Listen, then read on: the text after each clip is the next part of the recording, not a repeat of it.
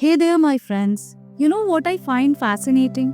I have watched two people go through the exact same tough situation and they handle it completely different. One person falls apart and the other somehow finds a way to push through. One spirals into anxiety, the other stays surprisingly calm. What's the difference? It all comes down to our minds. And here's something the ancient Bhagavad Gita got absolutely right. Your mind can be your best friend or your worst enemy. It's really up to you. There's this verse in chapter 6, verse 5, that stuck with me. One must elevate oneself by one's own mind, not degrade oneself.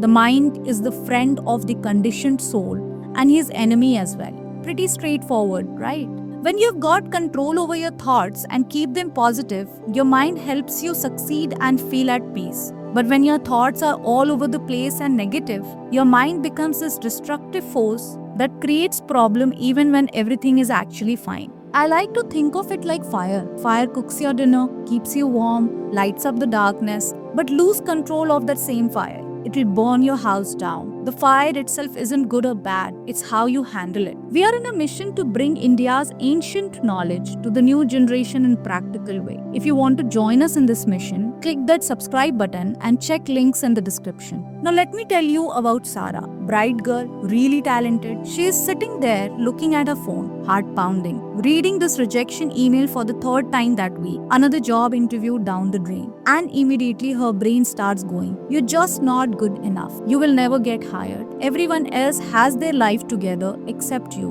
What's your problem?" Now here is the thing. Across town, her friend Maya gets the exact same kind of rejection email. But Maya, she takes a breath, closes her laptop, and just says to herself, "Well, that wasn't meant to be. Something better is coming. What can I learn from this?" Sarah spent the next 3 days in this mental hell, replaying every awkward moment, picking apart everything she said, imagining the worst possible future, couldn't sleep, was short with her family, felt completely defeated. The actual rejection took 2 seconds to read, but her thoughts stretched that pain out for days. Maya used that same rejection as motivation. She thought honestly about what went wrong, figured out what to improve, then got back to preparing for the next shot. Her mind became her coach instead of her harshest critic. This reminds me of a story about two monks, Thomas and Michael. They are walking to their monastery when they came across this river. There is a young woman standing there, clearly scared. The water is too deep and fast for her to cross alone. Now these monks had taken vows never to touch women. Serious rules for them. But Thomas looks at this frightened woman,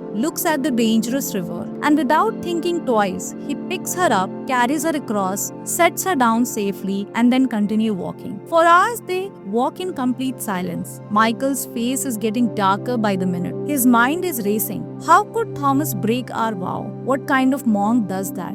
This is completely wrong. He touched her. He carried her. Meanwhile, Thomas was walking peacefully, pointing out birds, commenting on the nice weather. Finally, right as they reached the monastery, Michael explodes. "Thomas, how could you do that? You broke our most sacred vow. You touched that woman." Thomas stops, looks at his friend with these gentle eyes and says, "Michael, I put that woman down at the river hours ago, but you're still carrying her." Both stories show exactly what the Gita was talking about. Sarah and Maya faced identical rejection, but their mind handled it completely different. Sarah's uncontrolled thoughts turned a brief disappointment into days of misery. Maya's disciplined mind helped her process it and move forward. Thomas had control over his thoughts. He saw someone who needed help, acted with compassion, then completely let it go. His mind served him well, helped him make the right choice, and then allowed him peace. Michael let his thoughts run wild with judgment and anger. The actual event took minutes, but his controlled mind stretched that suffering for hours. The crazy thing is, in both situations, people faced the exact same circumstances. The only difference was how they managed their own thoughts. This happens to us constantly. Someone cuts you off in traffic. Does your mind help you stay calm, or does it fill you with rage that ruins your morning?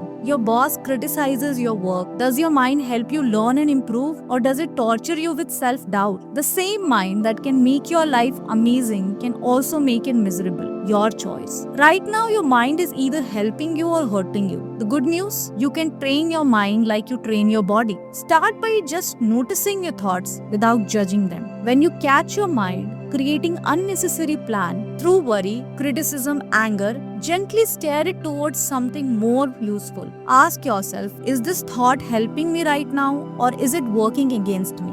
Remember, you're not your thoughts. You're the one observing your thoughts. That means you get to choose which ones deserve your attention and which ones you can just let go. Here is what I want you to try. For the next week, pay attention to when your mind acts like a friend versus when it becomes an enemy. Notice how differently you feel and act in each case. What will you discover about your own mind? How will you start training it to support you instead of tear you down? It starts with one conscious choice, and that choice is always there, waiting for you. We are on a mission to bring India's ancient knowledge to the new generation in a practical way. If you want to join us in this mission, please click that subscribe button and check links in the description. Radhe Krishna and take care.